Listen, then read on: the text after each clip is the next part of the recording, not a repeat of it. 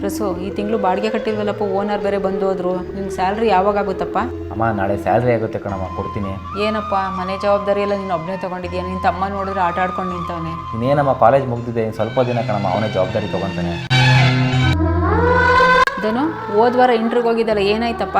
ಮೇಲ್ ಕಳಿಸ್ತೀನಿ ಅಂತ ಹೇಳಿದಾರೆ ಕಣಮ್ಮ, ಇವತ್ತು ಇಲ್ಲ ನಾಳೆ ಬರ್ಬೋದು. ಅಮ್ಮ ಅಣ್ಣ ಒಂದು ಗುಡ್ ನ್ಯೂಸು, ನನಗೆ ಕೆಲಸ ಸಿಕ್ತು. ವಾವ್, ಕಂಗ್ರಾಟ್ಸ್ ಧನು.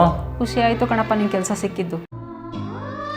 ಅಮ್ಮ ಅಣ್ಣ ಫಸ್ಟ್ ತಿಂಗಳು ಸ್ಯಾಲ್ರಿ ಕ್ರೆಡಿಟ್ ಆಯಿತು. ಖುಷಿ ಆಯಿತು ಕಣಪ್ಪ. ಹೆಂಗೋ ಸ್ಯಾಲ್ರಿ ಆಗೈತೆ, ಫಸ್ಟ್ ಹೋಗ್ಬಿಟ್ಟು ಡೌನ್ ಪೇಮೆಂಟ್ ಮಾಡಿ EMI ಬೈಕ್ ತೊಗೊಂಡ್ಬಿಡ್ತೀನಿ. ಏನಪ್ಪ ಮೊದಲನೇ ತಿಂಗಳು ಸಂಬಳದಲ್ಲೇ ನೀನು ಬೈಕ್ ತಗೋತೀನಿ ಅಂತ ಹೇಳ್ತಾ ಇದೆಯಾ? ನಿಮ್ಮ ಅಣ್ಣ ಅಷ್ಟೊಂದು ಜವಾಬ್ದಾರಿ ತಗೊಂಡು ಕಷ್ಟಪಡ್ತಿದ್ದಾನೆ, ನೀನು ಸ್ವಲ್ಪ ಸಪೋರ್ಟ್ ಮಾಡಬೇಕಲ್ವೇನಪ್ಪ?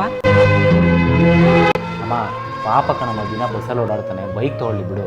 ಸಾರಿ ಅಮ್ಮ, ಸಾರಿ ಅಣ್ಣ, ಮನೆ ಕಷ್ಟ ಗೊತ್ತಿಲ್ಲದೆ ಈ ಥರ ಎಲ್ಲ ಮಾತಾಡ್ಬಿಟ್ಟೆ. ನನಗೆ ಯಾವ ಬೈಕು ಬೇಡ, ಬರೋ ಸ್ಯಾಲ್ರಿಯಲ್ಲಿ ನಾನು ಬಾಡಿಗೆ ಕಟ್ಕೊತೀನಿ, ಇನ್ನು ಮಿಕ್ಕಿದ್ದು ನೀನು ಮೇಂಟೈನ್ ಮಾಡ್ಕೋ ಅಣ್ಣ.